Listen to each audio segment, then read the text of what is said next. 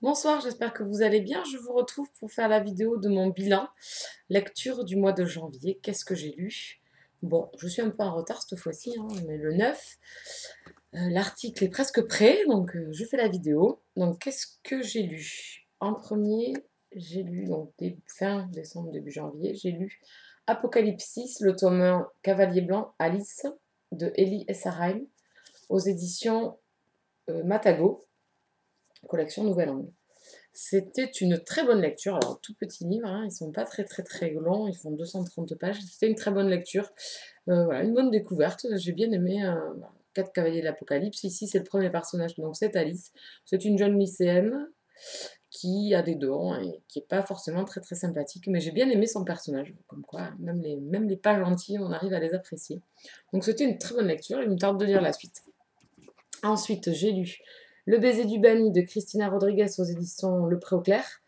Ça, c'était un coup de cœur. J'ai adoré cette lecture. Il se lit très vite.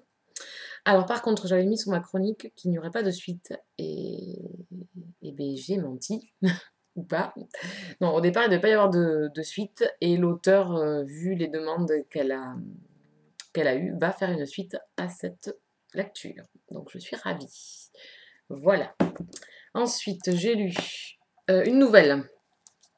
Alors ici, je ne sais pas si vous allez voir. Donc, elle est non, vous n'allez pas voir. Elle m'énerve. Là, voilà. Elle va vouloir. Oui. Donc, j'ai lu la nouvelle de la saga Steampunk Chronicle.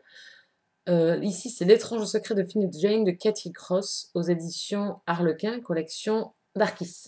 Une petite nouvelle bien sympathique, une héroïne qui a l'air avec un caractère bien trempé, donc il me tarde maintenant de lire le tome 1. J'espère que je vais pouvoir le lire rapidement, c'est toujours pareil. Ensuite, qu'est-ce que j'ai lu? J'ai lu le tome 2 de la saga Le Cercle de Pierre, donc le tome 2 c'est Le Talisman de Diana Gabaldon aux éditions Presse de la Cité.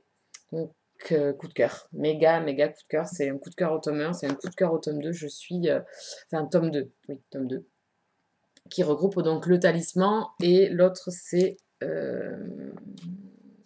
Les Flammes de la Rébellion. Voilà, il y a 2 tomes dans le second tome.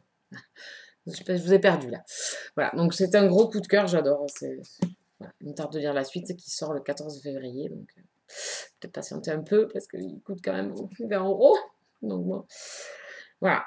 Donc coup de cœur si vous ne connaissez pas. Bon, je crois que vous m'avez tout entendu parler, donc je ne vais pas y revenir dessus. Ensuite, j'ai lu le tome 1 de Megan Chase, Démon personnel de Stacia Kane aux éditions J'ai lu, collection Darklight. Là encore, une bonne lecture, pas de coup de cœur. Bonne lecture, pas plus. Parce que j'ai trouvé que l'auteur nous embrouillait un petit peu au début et une héroïne un peu. Pour une psychologue que j'ai trouvée relativement naïve et par moments sans jugeote. Voilà. Les psychologues, justement, elle a l'habitude de poser les bonnes questions et d'avoir relativement d'entraîner les personnes à lui répondre, etc. Enfin, moi, c'est le principe que je me mets dans ma tête après. Mais bon, sinon, c'est une très bonne lecture. L'univers paraît avoir du potentiel. Maintenant, j'attends le tome 2 pour voir, pour finaliser bien tout ça. Puisque on aurait dit que c'était juste une mise en place rapide de ce qu'elle veut vraiment nous raconter. Donc voilà. Ensuite, qu'est-ce que j'ai lu? J'ai lu Lucky Arbor, le tome 4, passionnément de Jill Shalvis aux éditions Milady Romance, collection Central Park. Gros coup de cœur. Donc, depuis le tome 2, c'est des coups de cœur. Le tome 1, j'avais beaucoup aimé, beaucoup. Mais je suis passée, voilà, c'était pas le coup de cœur. Voilà. Ça s'est confirmé au tome 2. Et alors après, voilà, j'adore. J'adore, il me tarde qu'une chose, c'est la suite. Il se lit très vite, donc j'espère encore faire de nouveaux adeptes avec cette saga qui est vraiment voilà, détente, léger, voilà, on a le sourire, c'est vraiment très sympa. Ensuite, j'ai lu Signe Noir, le tome 4, L'héritier de l'ombre de Richel Mead aux éditions Mileli, collection Bitly. Donc c'était le dernier. Voilà, donc bonne lecture malgré le fait que je voyais les choses différemment peut-être sur la fin. Voilà. Et des choses que l'auteur a privilégiées, que j'aurais peut-être pas privilégiées. Voilà, des choix qu'elle a fait qui, voilà, bon, mais quand on aime une saga, on est à fond et peut-être que, voilà, on est trop à fond dedans. Après, c'est une très bonne saga et la fin me laisse espérer, même si ça n'arrivera pas, me laisse espérer peut-être un spin-off ou une suite, quelque chose, voilà, en rapport avec cette saga. Ensuite, encore en univers de Sid, j'ai lu Mary Gantry, le tome 7, les, les Ténèbres dévorantes de Lauren K. Hamilton aux éditions J'ai lu, collection Darklight. Un très bon tome 7. Un début difficile pour moi parce que j'avais pas envie de me mettre dans Mary Gantry. Et une seconde partie de bouquin qui est vraiment excellente. Voilà, donc tome 6, bonne. Tome 7, bon.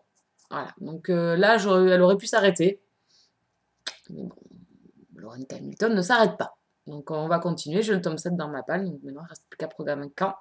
Et après je serai à jour, puisque pas de top 9 en vue en 2013, enfin dans les mois à venir, il n'y a pas de suite prévue pour l'instant.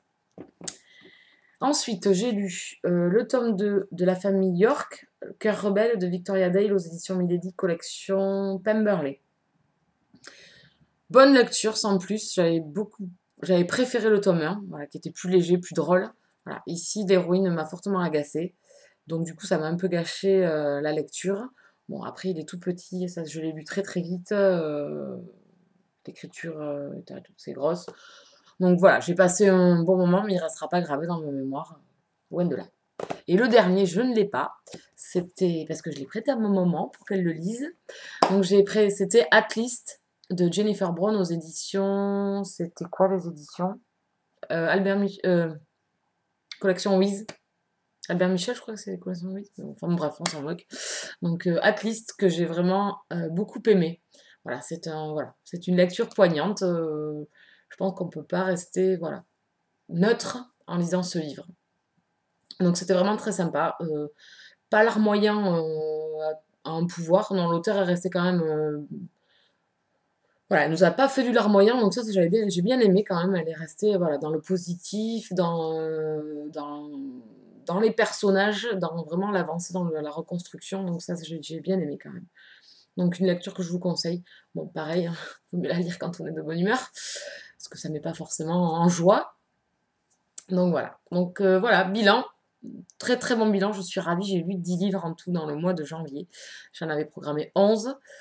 J'ai fait un interchange avec donc Cœur rebelle que j'avais pas mis dans mon prévisionnel, mais du coup que j'ai lu. Et j'ai enlevé l'étrange pouvoir de Finn et Jane que je devais lire. Et donc du coup j'ai repoussé la lecture. Voilà. Je vous souhaite un très bon mois de février qui est bien entamé déjà. J'espère que vous avez déjà eu de bonnes lectures pour ce mois et que vous en aurez plein d'autres.